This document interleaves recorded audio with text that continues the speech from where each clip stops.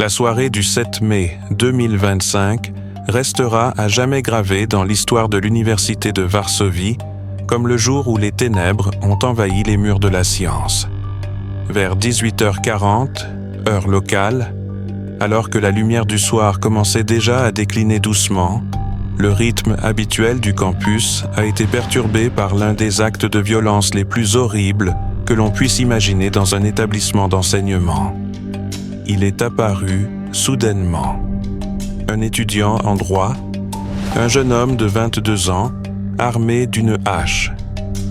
Dans ses mains, un outil que l'on associe rarement aux lieux d'enseignement et aux bibliothèques, mais qui, ce soir-là, est devenu le symbole de la barbarie. Il a pénétré dans le campus, passant devant les façades des anciens bâtiments et les colonnes, pour entrer dans un bâtiment où l'on croit que la raison et la bonté dominent le mal. Mais c'est précisément entre les murs de ce bâtiment que le mal a pris forme. Sa première victime était une femme, employée de l'université, qui remplissait les fonctions de gardienne, ou concierge, femme de ménage, selon différentes sources. Elle fermait le bâtiment de l'université pour la nuit, vérifiait les couloirs, veillait au bon ordre. Ce jour-là, comme d'habitude, elle faisait sa ronde et s'apprêtait à terminer son service. L'agresseur l'a attaquée soudainement, brutalement, sans avertissement. Plusieurs coups de hache ont atteint son corps, son cou, ses membres et sa tête, lui infligeant des blessures si graves qu'il n'a pas été possible de la sauver. Elle est décédée sur le coup. Ce fut la première mort de cette journée d'horreur. Mais l'attaque ne s'est pas arrêtée là. Alerté par le bruit, les cris et le chaos évident, un agent de sécurité de l'université, un homme d'environ 39 ans, est intervenu pour remplir sa mission, protéger les personnes et assurer la sécurité du campus. Il s'est précipité vers le lieu de l'attaque pour tenter d'arrêter l'homme armé et mettre fin à la violence. En réponse à son intervention, il est lui aussi devenu une cible. La hache s'est abattue sur lui infligeant de multiples blessures par coups et par coupures à la tête et au corps. Il a été hospitalisé d'urgence dans un état critique, les médecins luttant pour sa vie. Au fil du temps, son état a été jugé grave mais stable. Des témoins ont déclaré que la scène était horrible. Les couloirs étaient couverts de gouttes de sang. Les murs portèrent des traces de coups et l'arme du crime gisait sur le sol. Certaines sources ont affirmé que la tête coupée de la victime avait été retrouvée sur place, ainsi que la hache ou des morceaux de celle-ci. Mais ces affirmations n'ont pas été officiellement confirmées par le parquet et restent sujettes à controverse et à spéculation. La police déclare prudemment que les résultats de l'expertise médico-légale seront rendus publics plus tard, lorsque les faits seront établis avec certitude. La police est rapidement arrivée sur les lieux. Quelques minutes après le début de l'attaque, plusieurs voitures de patrouille, des cordons de sécurité, un périmètre de sécurité autour de la salle de conférence, auditorium, et des caméras de vidéosurveillance ont été mises en place. Le suspect a été arrêté sur place avant même d'avoir pu s'enfuir. Il se trouvait littéralement à portée de voix des victimes, au milieu des bidons de peur. Selon les premières informations, le suspect est un citoyen polonais de 22 ans, étudiant à la faculté de droit de l'université. Selon les médias, au moment de son arrestation, il était soit en état de choc, soit au contraire froid et calculateur. L'université a immédiatement réagi à la tragédie. Les principaux enseignants, le recteur et l'administration ont déclaré le 8 mai jour de deuil. Les cours ont été annulés, les événements culturels et étudiants suspendus, les drapeaux mis en berne. Les déclarations ont été empreintes de douleur, immense tragédie, coupe incroyable portée à la communauté universitaire, condoléances à la famille de la victime. Les étudiants et les employés étaient sous le choc. Le mur de sécurité auquel ils s'étaient habitués s'était effondré en un instant. Les forces de l'ordre ont ouvert une enquête. L'arme du crime a été saisie sur les lieux, les témoignages des témoins ont été enregistrés, les caméras de vidéosurveillance ont été visionnées, des rapports photographiques ont été réalisés et les larmes des personnes qui ont été les témoins involontaires de cette horreur ont été recueillies. Les experts médico-légaux examinent les corps des victimes. Il faut déterminer la gravité des blessures, la nature des plaies, confirmer si la version avec décapitation est vraie ou s'il s'agit de rumeurs nées dans la panique. Des expertises psychiatriques du suspect ont également été ordonnées afin de déterminer s'il était sain d'esprit ou mentalement instable. Ce n'est qu'après cela que le parquet pourra présenter les accusations définitives, très probablement meurtre, tentative de meurtre et profanation de cadavre, si la version de la décapitation est confirmée. Les médias et le public ont littéralement explosé de réactions. Certains médias ont rapporté des détails qui se sont ensuite avérés inexacts. Certains ont vu une tête coupée, d'autres ont affirmé qu'il avait frappé une troisième personne. Les mots « horreur »,« monstre »,« acte cruel »,« choc à l'université » ont souvent été utilisés. Les Polonais, les étudiants, les enseignants, tous se posèrent la même question. Comment une telle chose est-elle possible au cœur d'une ville universitaire? Comment un étudiant, détenteur de connaissances sur le droit, les relations humaines, la morale, a-t-il pu commettre un tel acte? Les autorités municipales, le ministère de l'Éducation, le ministère de l'Intérieur et des représentants du pouvoir ont fait des déclarations. Certains politiciens ont appelé à renforcer les mesures de sécurité dans toutes les universités du pays. L'un des candidats à la présidence a déclaré que ce crime devait être puni avec la plus grande sévérité. La municipalité de Varsovie a exprimé sa profonde tristesse et sa solidarité avec la communauté universitaire. Après l'attaque, l'université a annoncé son intention de revoir son système de sécurité. Renforcement de la sécurité, mise en place d'un contrôle d'accès au bâtiment, vérification des employés et des visiteurs, extension de la vidéosurveillance, formation du personnel aux situations d'urgence. Des centres de crise ont été créés pour apporter une aide psychologique aux étudiants et aux employés, en particulier à ceux qui ont été témoins de la scène ou qui connaissaient les victimes. Des lignes d'assistance téléphonique ont été mises en place. Des groupes de psychothérapeutes ont été organisés. L'université a reconnu qu'il ne suffisait pas de mener une enquête, mais qu'il fallait également rétablir le sentiment de sécurité et l'équilibre mental au sein de la communauté. L'enquête a duré des semaines et des mois. Le suspect est en détention provisoire, dans l'attente de son procès. Évaluation psychiatrique, interrogatoire, analyse de la personnalité, collecte d'informations auprès de son entourage. Tout est mis en œuvre pour comprendre ce qui l'a poussé à commettre cet acte barbare. On sait déjà qu'il pourrait être inculpé non seulement pour meurtre, mais aussi pour profanation de cadavres, si la décapitation est confirmée, et tentative de meurtre sur un gardien. La défense pourrait invoquer l'aliénation mentale, l'aggravation de troubles psychiques, dépression ou un conflit interne. Les médias polonais ont été submergés par une vague de discussions. Les étudiants racontent qu'ils voient encore les couloirs où le criminel a pu passer. « J'aurais pu me trouver à côté de lui, j'aurais pu être dans le couloir à ce moment-là », disent-ils. Beaucoup publient des photos des bâtiments universitaires, des messages commémoratifs, proposant de déposer des fleurs et des bougies dans les amphithéâtres désormais vides. Cet événement est devenu le symbole de la fragilité de la sécurité des personnes et des lieux où les obligations liées aux études et à la science ne protègent pas contre les ténèbres. Un débat a éclaté dans les milieux éducatifs polonais. Les universités sont-elles suffisamment protégées? Faut-il augmenter le financement des services de sécurité? Comment concilier l'ouverture des espaces éducatifs et la sécurité? Cet incident a été le point de départ d'une révision des normes de sécurité dans les universités, non seulement en Pologne, mais aussi au-delà de ses frontières. Plusieurs détails provenant de sources qui ont le caractère de version restent non confirmés, mais font l'objet de vives discussions.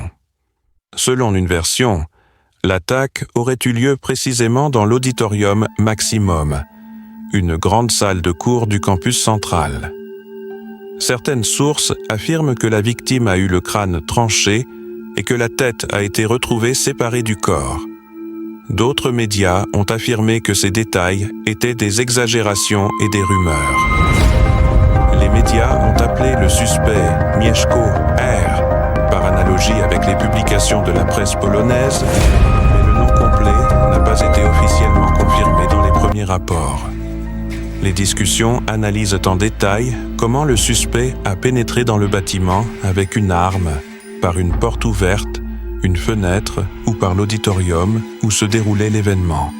Mais aucune réponse claire n'a encore été apportée. Parmi les différentes versions qui circulent, on trouve celle selon laquelle l'étudiant aurait pu être soumis à une forte pression psychologique, à une frustration intérieure, à un sentiment d'aliénation ou à un syndrome maniaque. La presse s'interroge. Quelqu'un aurait-il pu prévenir, empêcher cela? Y avait-il des signaux d'alarme, des appels aux services d'assistance, des plaintes de la part d'amis, des changements de comportement? Un autre aspect concerne la réaction au niveau de l'État. Le ministère polonais de l'Éducation a déclaré qu'il était nécessaire de vérifier les systèmes de sécurité dans les universités. Les autorités locales ont envisagé la possibilité d'augmenter le financement des services de sécurité, d'améliorer les qualifications du personnel de sécurité et d'augmenter le nombre de caméras de sécurité. Certains parlementaires ont proposé de renforcer la législation sur la responsabilité pénale pour les crimes violents, en particulier dans le contexte des établissements d'enseignement. De plus, peu après l'attaque, l'université a été critiquée pour son système d'accès obsolète.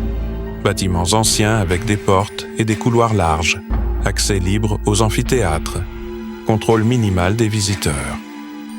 Tout cela a créé les conditions dans lesquelles le mal a pu s'infiltrer au cœur de l'espace universitaire. Le public, en Pologne et au-delà, suit le déroulement du procès. Qu'adviendra-t-il de l'accusé ? Dans quelle mesure les résultats des expertises seront-ils rendus publics? Quelle sera la sentence? Est-il possible qu'il soit déclaré irresponsable et envoyé en cure plutôt qu'en prison? Ou, au contraire, n'y aura-t-il pas d'évaluation clémente? La société exige une réponse et la justice. Mais au-delà de l'issue juridique, une question morale demeure. Comment vivre après cela? Comment rétablir le sentiment de sécurité dans ces lieux? Comment surmonter la peur? Les équipes universitaires organisent des commémorations, des conférences sur les traumatismes, des dialogues ouverts sur la santé mentale et le soutien aux étudiants. Cette tragédie laissera des traces non seulement sur les murs, mais aussi dans l'esprit de tous ceux qui étaient liés à cet endroit. Et pourtant, l'histoire continue. L'enquête se poursuit. Les audiences judiciaires se préparent. Les profils psychologiques s'enrichissent de versions, mais laissent un vide de sens. La question « pourquoi ?» reste sans réponse, et peut-être qu'il n'y aura jamais de réponse définitive. Mais cet événement est devenu un sombre rappel. Ni les bâtiments, ni les plans, ni les mérites ne garantissent que les démons humains ne puissent s'infiltrer même dans les temples les plus lumineux du savoir. Lorsque la fumée de la panique s'est dissipée et que les sirènes se sont tues, l'université de Varsovie est restée debout, toujours aussi majestueuse, avec les mêmes colonnes et les mêmes façades, mais elle n'était plus la même. Ces murs abritent désormais à jamais le souvenir d'un événement qui est devenu le symbole de la fragilité de la vie humaine et de la facilité avec laquelle le mal peut s'introduire là où, en apparence, seul règne le savoir et l'ordre. L'histoire de cette attaque n'est pas seulement celle d'un meurtre, mais une leçon profonde sur la nature de la peur, de la solitude et de la violence qui peuvent naître dans le cœur d'une personne qui a perdu le contact avec elle-même et avec le monde. Beaucoup de ceux qui étaient liés à l'université ont mis longtemps à s'en remettre. Les étudiants refusaient de retourner dans les amphithéâtres où ils avaient entendu les cris. Les professeurs avouaient qu'ils avaient du mal à regarder les jeunes dans les yeux et à leur parler de droit, d'humanisme et de morale, sachant que l'un de leurs élèves avait commis un acte qui dépassait l'entendement humain. L'université, où le savoir se transmet depuis des siècles, où naissent de nouvelles idées et où se forment les esprits des futurs juristes, scientifiques et économistes, est devenue le théâtre d'une terrible tragédie. Ce contraste entre la raison et la barbarie est comme une lame de couteau qui sépare la civilisation du chaos. La société s'est retrouvée confrontée à une question à laquelle il n'y a pas de réponse simple. Pourquoi ? Pourquoi un homme qui a reçu une éducation, qui a étudié les lois, les règles, les fondements de la justice, a-t-il pu lever la main avec une hache sur une femme sans défense ? Pourquoi personne n'a-t-il remarqué les signes avant-coureurs ? Y en avait-il seulement ? Quelqu'un aurait-il pu empêcher cela ? Il n'y a pas encore de réponse définitive à ces questions, mais elles continuent d'être abordées dans les conversations, les articles, les reportages, les conférences et les réunions. Les psychologues affirment que chaque cas de ce type n'est pas un accès de folie soudain, mais une série de petites fissures qui passent inaperçues pendant longtemps.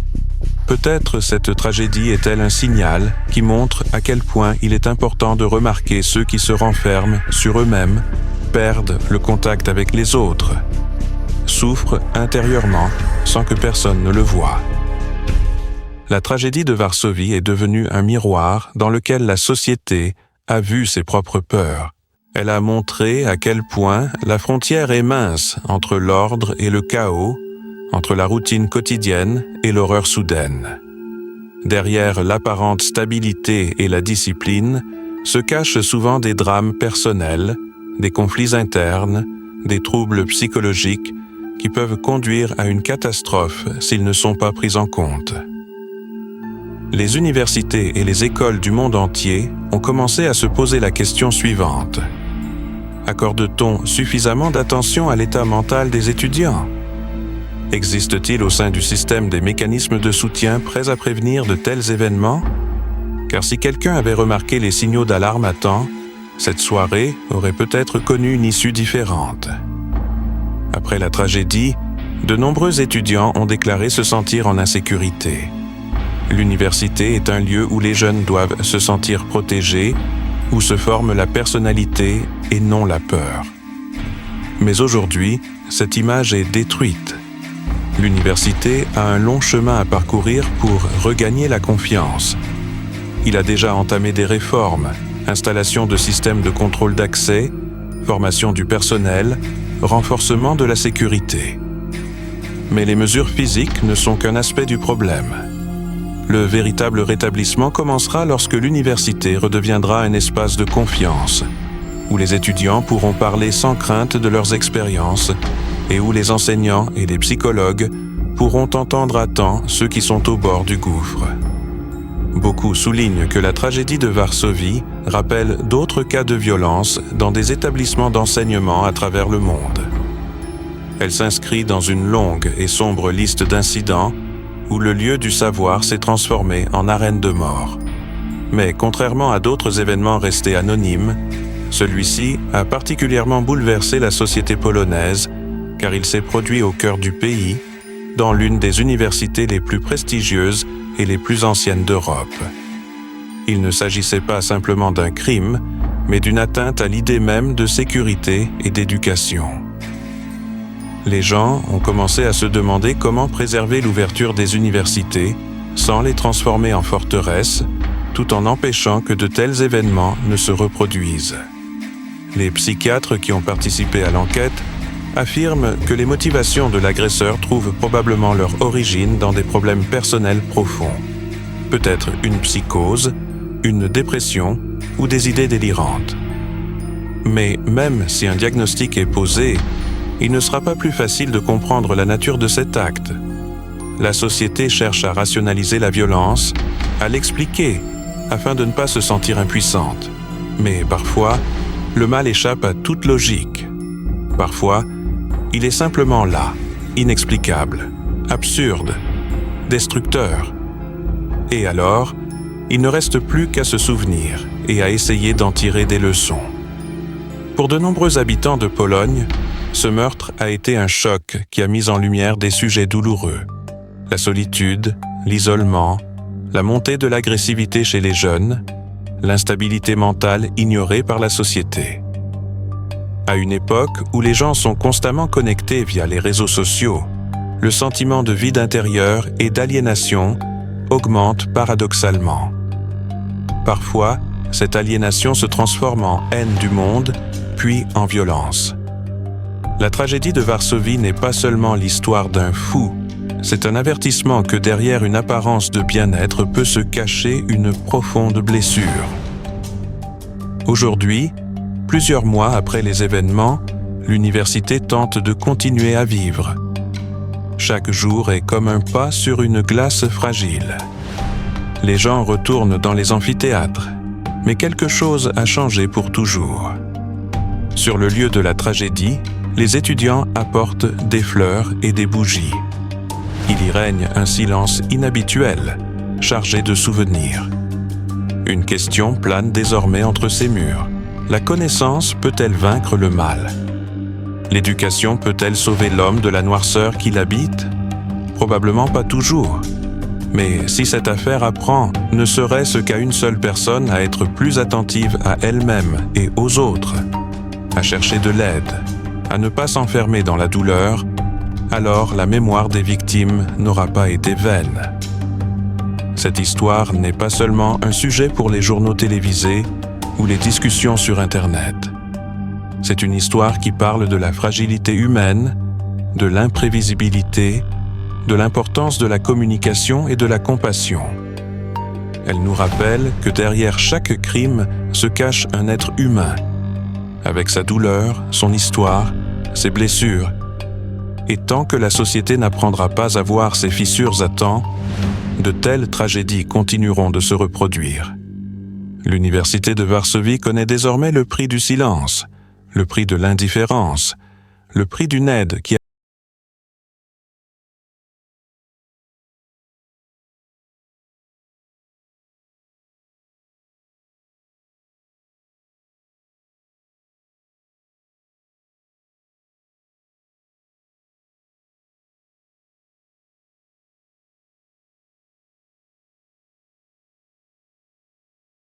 semestre et voulait découvrir le monde, s'essayer à l'étranger.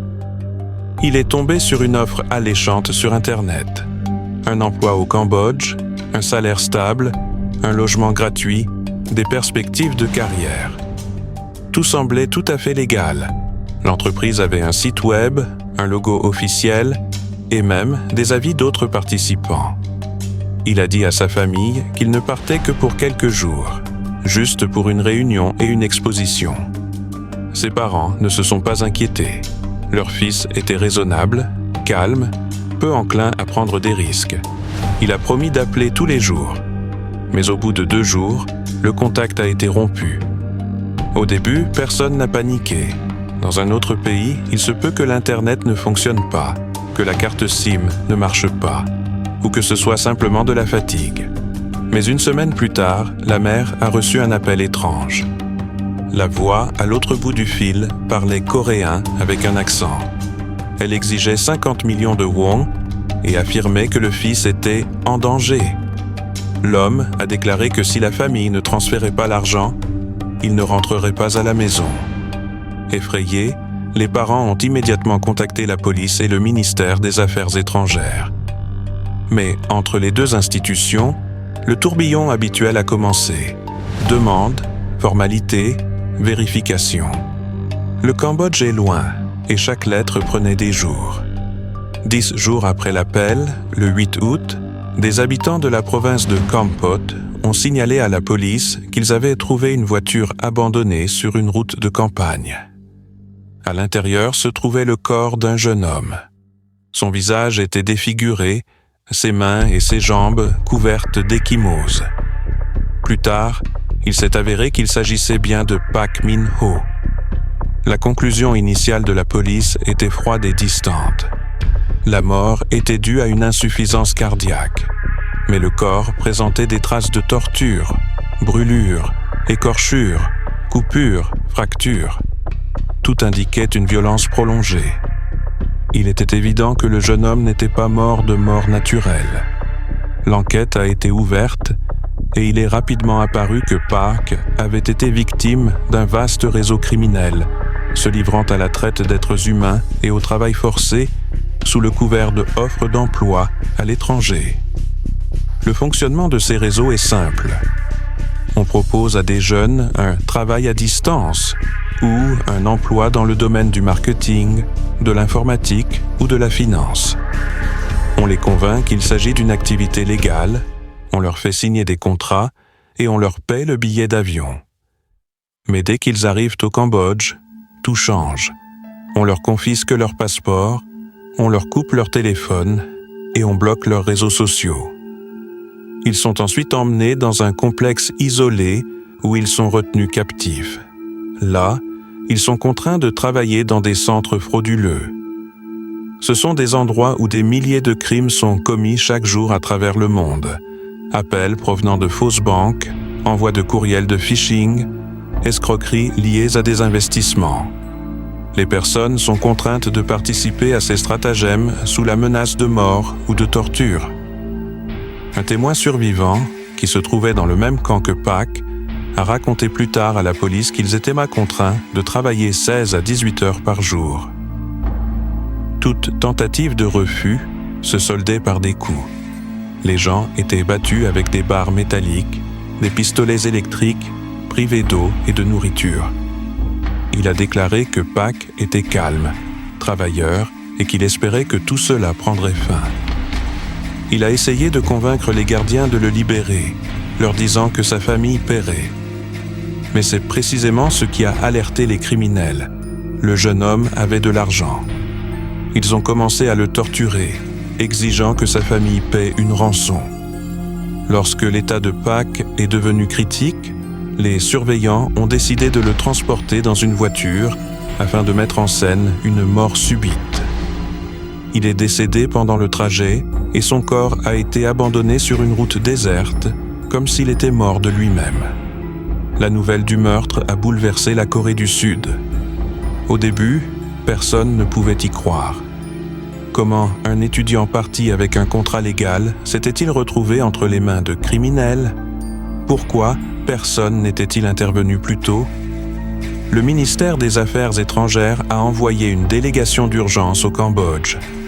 Le président du pays a déclaré que la sécurité des citoyens à l'étranger serait désormais la priorité numéro 1. Des négociations tendues et accusatrices ont commencé entre les deux pays. La Corée du Sud a exigé une autopsie conjointe, soupçonnant les autorités locales de tenter de dissimuler les traces de torture. Parallèlement, il s'est avéré qu'il existait des centaines de cas similaires. Au cours des 2 dernières années, des dizaines de Coréens, de Chinois, de Thaïlandais et de Vietnamiens ont été emmenés de force au Cambodge sous la promesse de salaires élevés. Beaucoup ont disparu sans laisser de traces.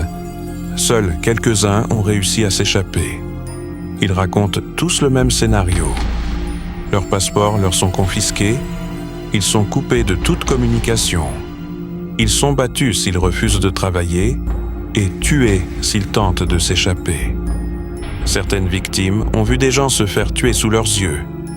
Les corps étaient emportés pendant la nuit et enterrés à proximité. Dans ces camps, personne ne sait combien de personnes sont réellement mortes.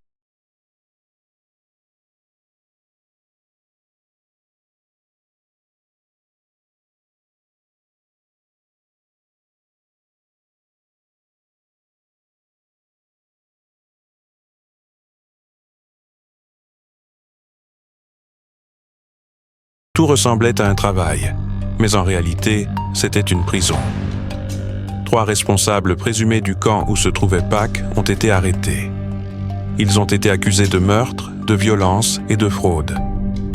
Mais de nombreux suspects sont toujours en liberté, et certains centres continuent de fonctionner, après avoir simplement changé d'adresse.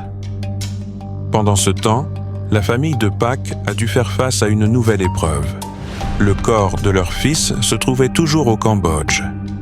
Plus d'1 mois s'est écoulé, mais le processus de rapatriement a été retardé par des tracasseries administratives. Les parents qualifient cela de deuxième meurtre.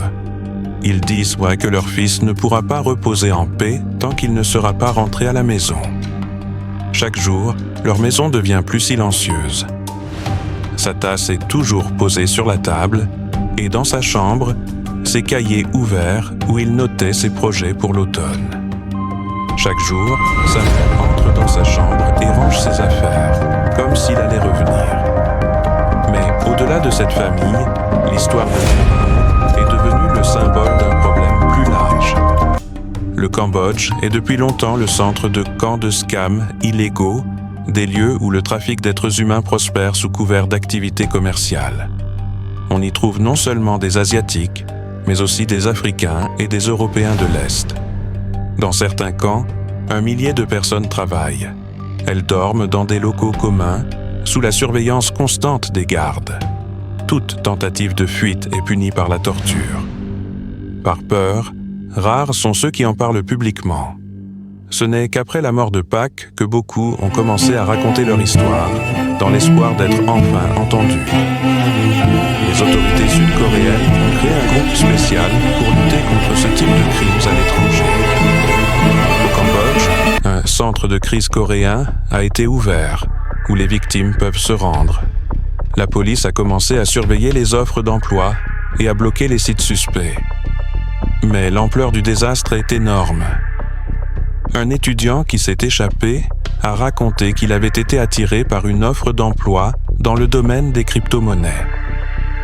Une fois sur place, on l'a forcé à appeler des gens pour leur proposer de faux investissements. Il a raconté avoir vu ceux qui n'y arrivaient pas se faire battre, voire tuer. Ils m'ont dit que si je m'enfuyais, ils trouveraient ma famille en Corée, a-t-il déclaré. Certaines victimes ont avoué par la suite avoir signé sous la contrainte des documents attestant qu'elles travaillaient volontairement. Ces documents étaient utilisés par les criminels pour se protéger de la police. Lorsque les médias ont commencé à parler de ces cas, il est apparu que de tels camps existaient non seulement au Cambodge, mais aussi en Birmanie, au Laos et aux Philippines. Les organisations internationales qualifient cela de nouvelles formes d'esclavage du XXIe siècle. Tout cela se déroule dans un contexte de corruption croissante. Selon les enquêteurs, certains fonctionnaires locaux recevaient des pots de vin pour fermer les yeux sur les activités de ces centres frauduleux. Ils faisaient semblant de ne rien voir alors que des milliers de personnes disparaissaient sans laisser de traces. Pendant que les autorités menaient des négociations, la société réclamait justice. Des étudiants sud-coréens sont descendus dans la rue avec des photos de Pak, exigeant que son corps soit rapatrié et que les coupables soient punis. Le mouvement #JusticeForMinHo a vu le jour sur Internet. L'histoire de Pak a amené beaucoup de gens à réfléchir à la facilité avec laquelle on peut se laisser séduire par des promesses qui semblent trop belles pour être vraies. Après tout, il ne cherchait pas l'aventure. Il voulait simplement travailler honnêtement et aider sa famille. Il a été victime d'un système où la vie humaine vaut moins qu'un clic numérique. Peu à peu, de nouveaux détails ont été révélés. Il s'avère qu'avant sa mort, Pak a tenté de contacter ses amis. Des messages non envoyés ont été trouvés dans son téléphone. Il ne me laisse pas partir. Si je ne donne pas de nouvelles, ce n'est pas de ma faute. Un autre message contenait simplement le mot « ça fait mal », puis plus rien. Quand son corps a été retrouvé, il portait les mêmes vêtements que le jour de son arrivée. Dans sa poche se trouvait un bout de papier froissé avec une inscription en coréen. « Maman, pardon ». Les enquêteurs pensent qu'il a réussi à écrire cela quelques minutes avant sa mort. Son histoire fait désormais partie d'une vaste enquête. La Corée du Sud coopère avec d'autres pays pour traquer les organisateurs de tels réseaux. Mais les experts préviennent que les racines de ce commerce sont plus profondes qu'il n'y paraît. Derrière chaque centre se cachent des millions de dollars blanchis via des crypto-monnaies et des sociétés écrans. Cependant, il y a de l'espoir. Après la mort de Min Ho, le Cambodge a commencé à mener des raids plus actifs pour libérer les otages. En septembre, des dizaines de personnes ont été sauvées dans 2 grands complexes. Certaines d'entre elles ont déclaré connaître Pak et avoir vu comment il était battu. Chacun de leurs récits est une nouvelle confirmation de la cruauté dont les gens sont capables pour de l'argent. Aujourd'hui, le nom de Pak Min Ho est devenu le symbole de la lutte contre les réseaux criminels qui font commerce du destin des êtres humains. Sa mort a bouleversé non seulement la Corée du Sud, mais toute la région. Cette histoire n'est pas seulement le récit d'un meurtre. C'est le reflet d'une époque où la technologie et la mondialisation se sont retournées contre les plus vulnérables, où les jeunes, rêvant d'une carrière, se retrouvent dans un enfer déguisé en bureau. Et tandis que les gouvernements promettent des réformes, que la police rend compte de raids et d'arrestations, d'autres camps continuent d'exister dans l'ombre. Là-bas, les cris continuent de retentir. Là-bas, ceux que personne ne recherche continuent de travailler. Le souvenir de Pak Min Ho nous rappelle que chacun d'entre nous doit être prudent. Derrière les belles promesses se cachent souvent ceux qui ne voient dans l'être humain qu'un simple outil. Et tandis que sa famille attend le retour de son corps, tandis que les lettres diplomatiques continuent d'être échangées entre les ministères, nous devons nous souvenir qu'il n'est pas simplement mort. Il a été torturé à mort parce qu'il a fait confiance aux gens. Ce n'est pas l'histoire d'une tragédie fortuite. C'est l'histoire d'une confiance qui s'est transformée en trahison. D'une jeunesse confrontée à une réalité impitoyable. D'un système où la vie humaine devient une monnaie d'échange. Et tandis que nous racontons cette histoire, il est important de se rappeler qu'ailleurs, en ce moment même, une autre personne suit peut-être le même chemin, lit la même annonce, croit aux mêmes promesses. Espérons qu'elle entendra cette histoire avant de devenir le prochain nom dans les bulletins d'information. La vie de Pak Min Ho s'est terminée loin de chez lui, dans un pays étranger où personne ne parlait sa langue et où ses derniers mots se sont dissipés dans l'air chaud de la nuit cambodgienne. C'était un jeune homme ordinaire, comme des millions d'autres étudiants à travers le monde, avec ses rêves, ses espoirs et ses projets. Il ne cherchait pas le danger, il ne défiait pas le destin. Il voulait simplement commencer une vie indépendante, voir le monde et se prouver qu'il était capable de réussir par lui-même.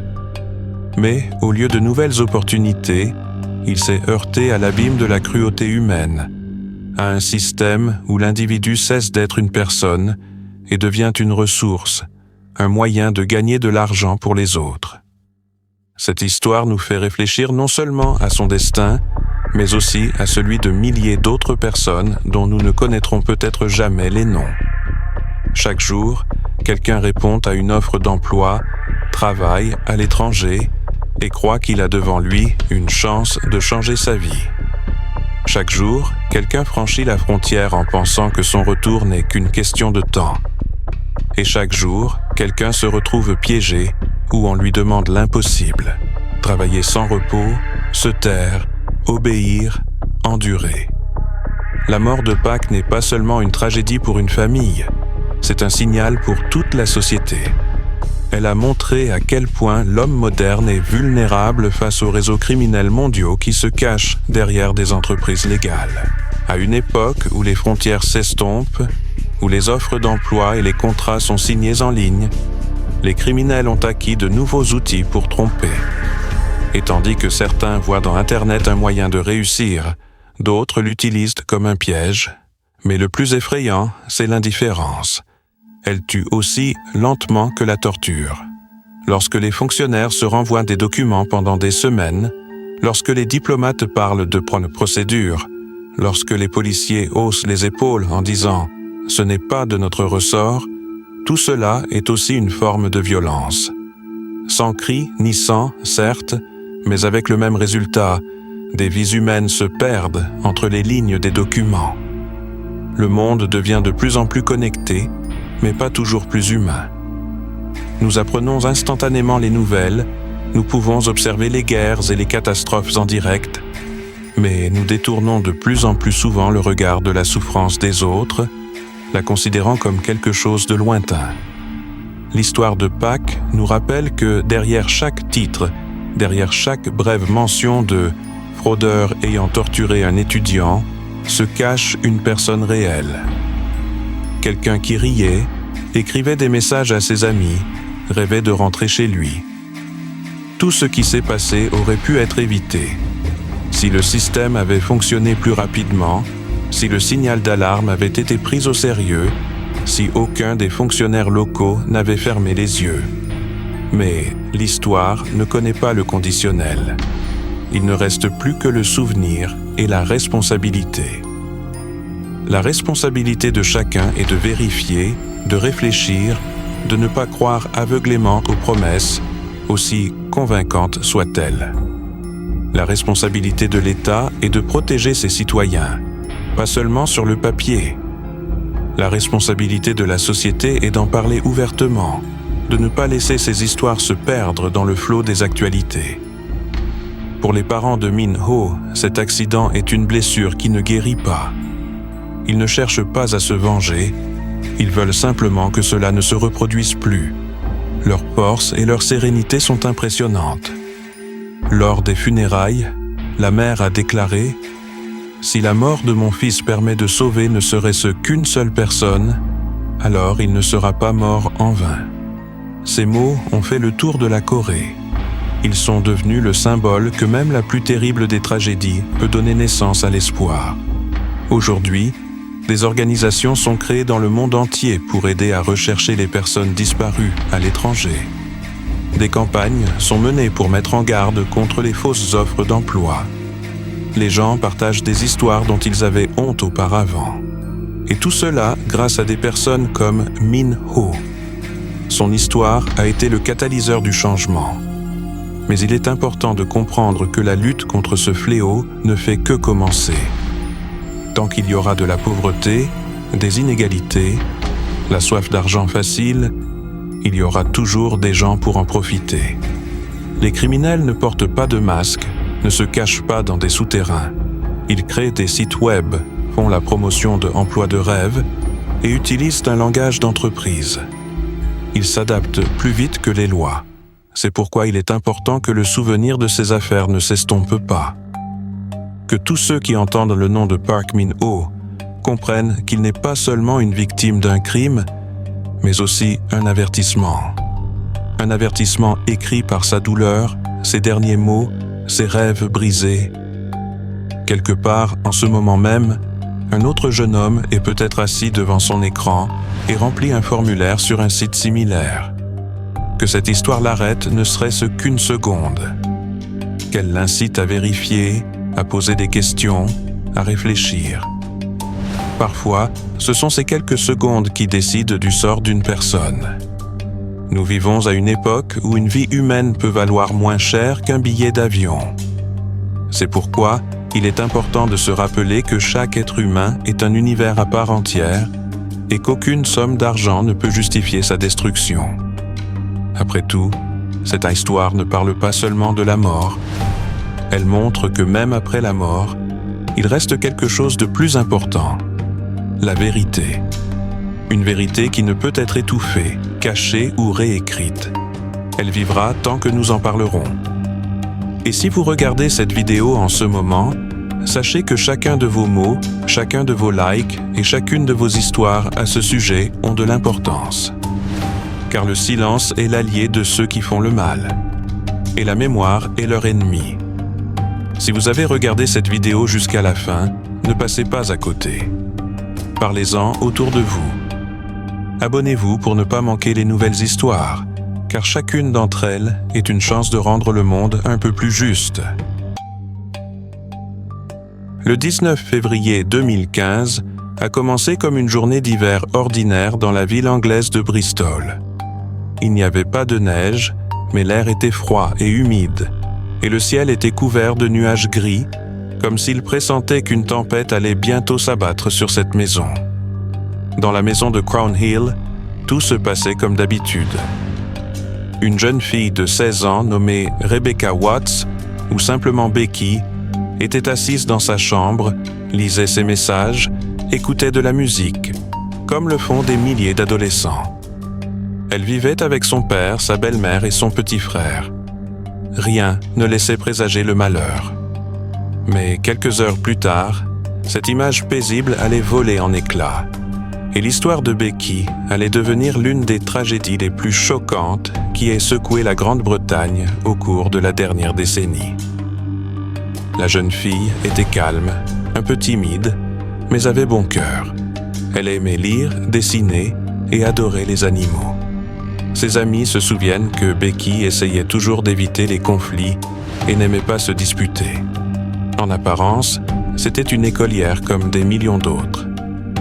Mais derrière cette normalité se cachait quelque chose de plus. Elle traversait l'adolescence avec ses incertitudes, ses relations familiales complexes et ses peurs intérieures. Malgré cela, elle essayait de tenir bon. Ce jour-là, le matin du 19 février, sa belle-mère a quitté la maison vers 11 heures. À son retour, la jeune fille avait disparu. Au début, personne n'a paniqué. Peut-être que Becky était sortie se promener, rendre visite à une amie, prendre l'air. Mais les heures passaient, le téléphone restait silencieux et l'inquiétude grandissait. Le soir, le père a compris que quelque chose n'allait pas. Les affaires de sa fille étaient là.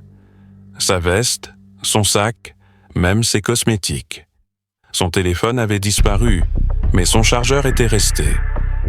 Personne ne quitte la maison comme ça, sans prévenir, sans vêtements, sans portefeuille. Tout cela semblait étrange. Le lendemain, le 20 février, la famille a signalé sa disparition à la police. C'est ainsi qu'a débuté une opération de recherche à grande échelle. La police a agi rapidement. Des dizaines d'agents, des chiens policiers, des bénévoles et des voisins ont été mobilisés.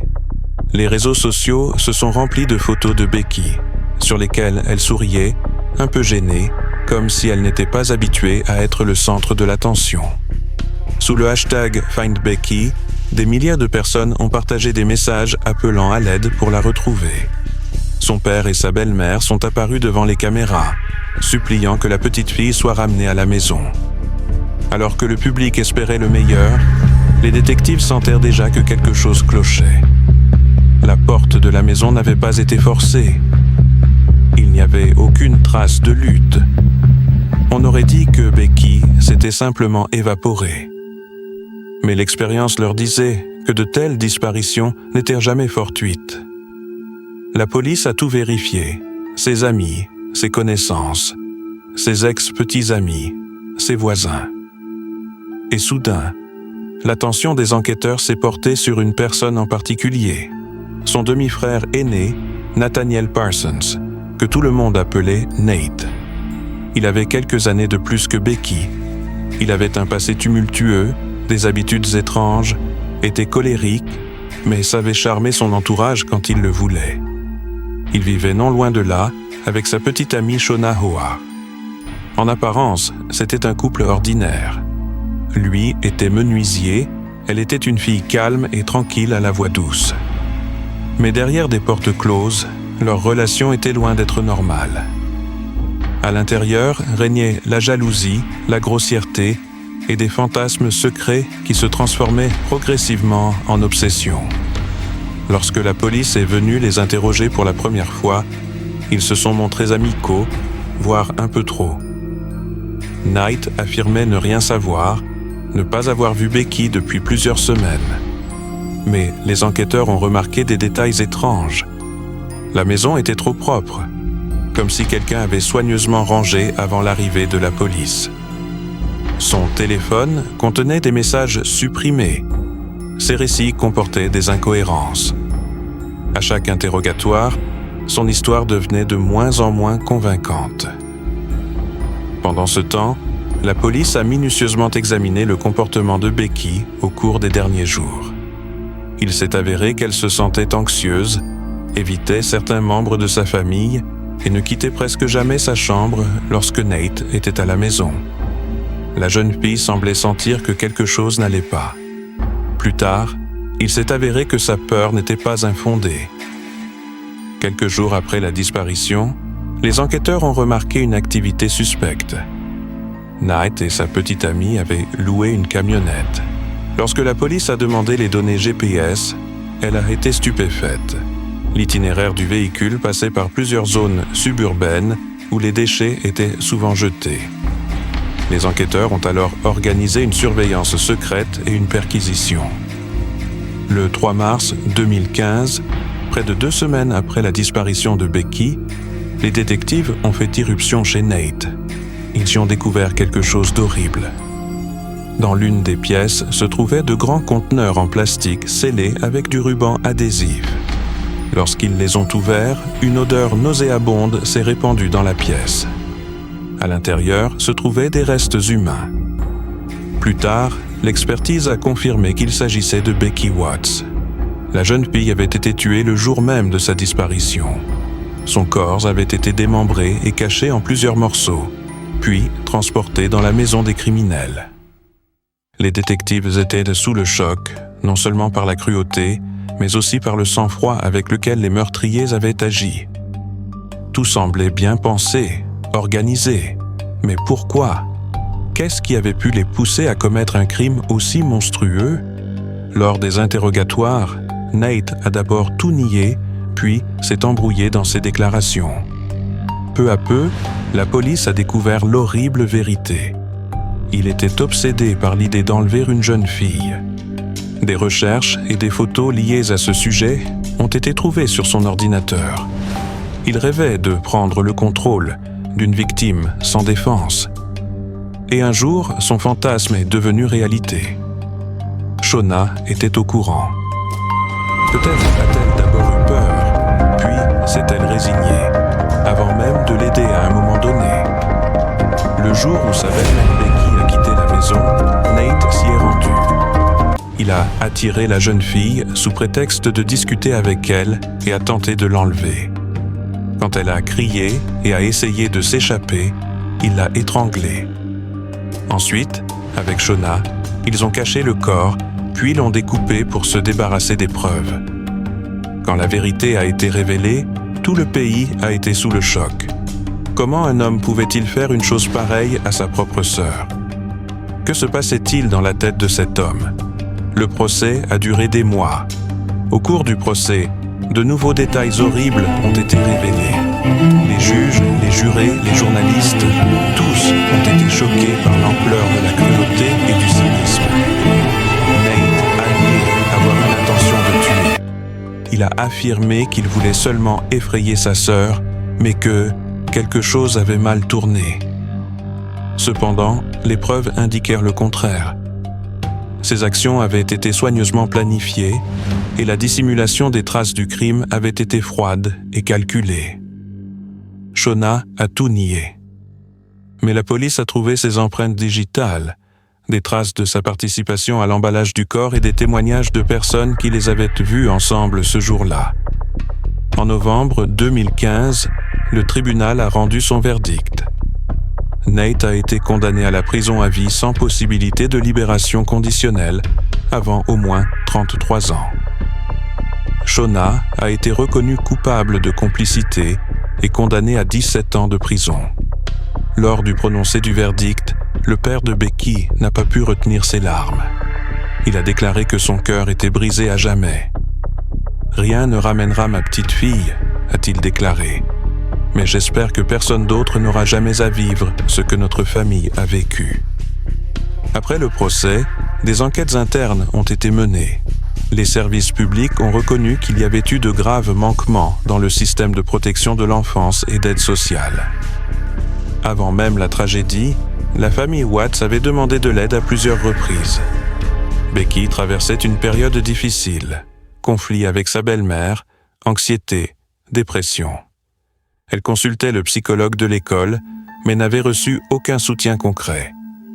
Les rapports ont montré que les services n'avaient tout simplement pas remarqué à quel point son environnement était dangereux. Plus tard, les autorités ont reconnu leurs erreurs. Mais cela ne pouvait plus rien changer. L'histoire de Becky a bouleversé tout le pays. Les gens ont discuté de la façon dont le mal peut se cacher sous le masque de la banalité. Nat semblait être une personne ordinaire. Il allait au travail, communiquait avec ses voisins. Personne ne se doutait que l'obscurité grandissait en lui. Cette histoire a poussé beaucoup de gens à revoir leur perception de leurs proches et à réfléchir au fait que parfois, le monstre peut être tout près.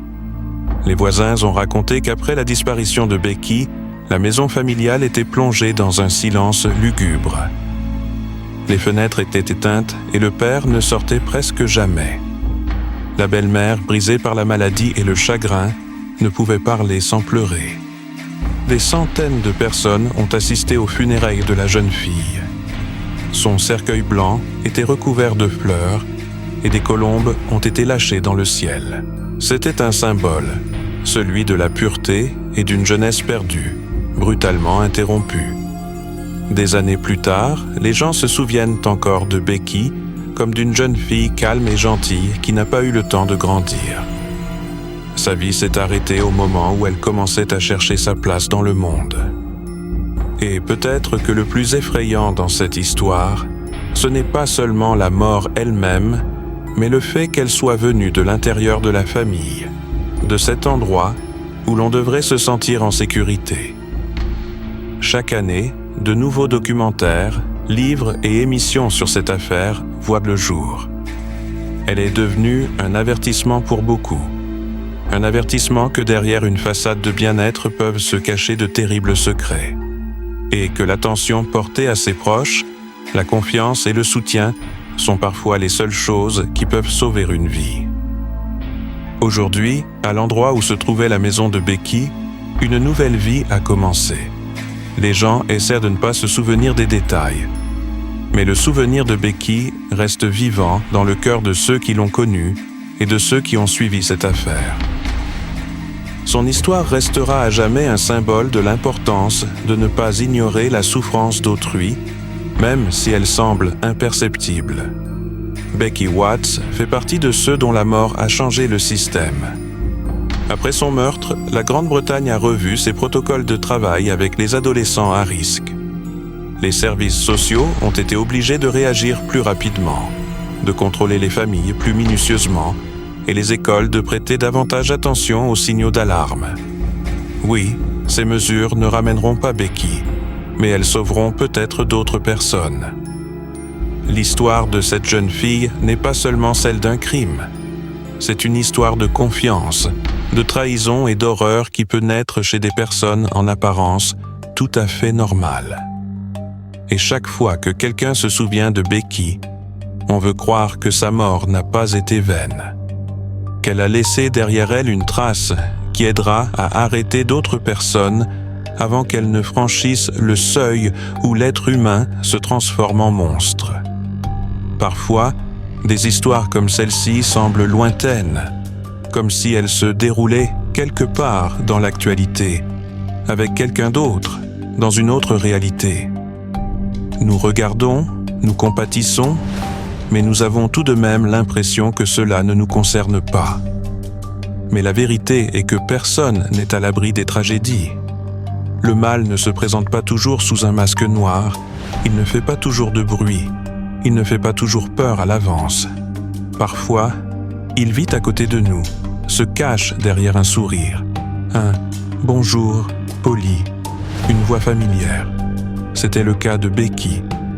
Elle ne pouvait pas imaginer que ceux qui devaient être sa famille deviendraient un jour la source de sa peur et de sa mort. Et c'est peut-être cela qui rend son histoire si effrayante et si réelle. L'affaire Becky a été un véritable électrochoc pour la société. Elle a montré que l'indifférence humaine et l'aveuglement face aux signes avant-coureurs peuvent coûter la vie. Car si quelqu'un avait remarqué à temps que la jeune fille ne se sentait pas en sécurité chez elle, si les services avaient réagi plus rapidement, si quelqu'un l'avait simplement écoutée, peut-être que tout aurait été différent. Mais l'histoire ne connaît pas les « si ».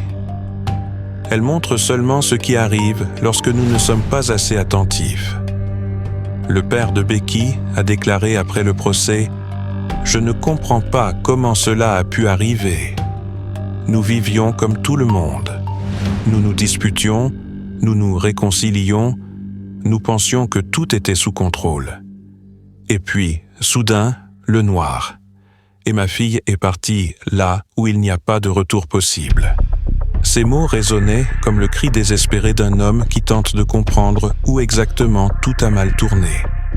Et dans ce cri, on retrouve la douleur de tous les parents qui ont perdu leurs enfants à cause de la cruauté humaine. Après la tragédie, de nombreuses familles à travers toute la Grande-Bretagne ont commencé à parler à leurs enfants de sécurité, de confiance, du fait qu'il ne faut pas avoir peur de parler si quelque chose les inquiète. Des discussions ont été organisées dans les écoles et les médias ont débattu de l'importance du soutien aux adolescents. La mort de Becky a suscité une prise de conscience. Oui, elle est partie trop tôt, mais son histoire en a sauvé d'autres, ceux qui auraient pu se retrouver dans une situation similaire. Et c'est peut-être là que réside son héritage. Mais si l'on met de côté les rapports officiels, les communiqués de presse et les phrases froides sur les erreurs systémiques, il reste quelque chose qui ne peut être mesuré par des mots, la douleur humaine. Imaginez, une mère qui n'entendra plus jamais le rire de sa fille, un frère qui vivra toute sa vie avec le sentiment de culpabilité de ne pas avoir pu la protéger, des amis qui regarderont de vieilles photos et comprendront qu'elle n'est plus là. Et tout cela à cause d'un fantasme stupide et pervers, à cause de la noirceur intérieure de quelqu'un que personne n'a arrêté à temps. De telles histoires nous rappellent que l'être humain est un être complexe. En chacun de nous cohabitent la lumière et l'ombre. Mais le choix de celle que nous nourrissons est déterminant. Nathaniel a fait son choix. Il a cédé à son obsession.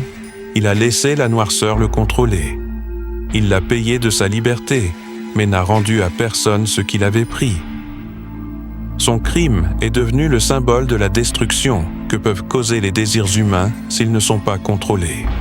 Et c'est peut-être pour cela que de telles histoires doivent être racontées. Pas pour choquer, pas pour faire sensation, mais pour se souvenir. Pour que quelqu'un, en entendant parler de Becky, remarque à temps que quelque chose d'étrange se passe autour de lui. Pour que quelqu'un ne passe pas à côté quand un ami se renferme soudainement sur lui-même. Pour que quelqu'un comprenne que le silence tue. Chaque fois que nous voyons dans les actualités les mots « une jeune fille a disparu », nous espérons que l'histoire se terminera bien. Mais tout le monde ne rentre pas chez soi. Et chacune de ces histoires n'est pas qu'une simple statistique. C'est la vie de quelqu'un, les rêves de quelqu'un, les projets non réalisés de quelqu'un. Becky aurait pu devenir n'importe quoi, artiste, vétérinaire, enseignante. Elle aurait pu trouver l'amour, fonder une famille, voyager, rire, vivre. Mais tout cela s'est arrêté un jour ordinaire de février. Et pourtant, son souvenir reste vivant. Dans chaque documentaire, dans chaque publication, dans chaque fleur déposée au mémorial. Les gens se souviennent, car de telles tragédies ne doivent pas être oubliées. Elles nous rappellent la fragilité de la vie humaine et le fait qu'un monstre peut avoir un visage humain. Et maintenant, si vous écoutez cette histoire, réfléchissez. Combien de fois avez-vous senti que quelque chose n'allait pas chez quelqu'un de votre entourage, mais vous n'y avez pas prêté attention? Combien de fois avez-vous vu une personne souffrir près de vous, mais avez décidé que cela ne vous concernait pas? Parfois, un simple mot de soutien, un « ça va » dit au bon moment, peut sauver une vie. L'histoire de Becky n'est pas seulement une tragédie, c'est un avertissement.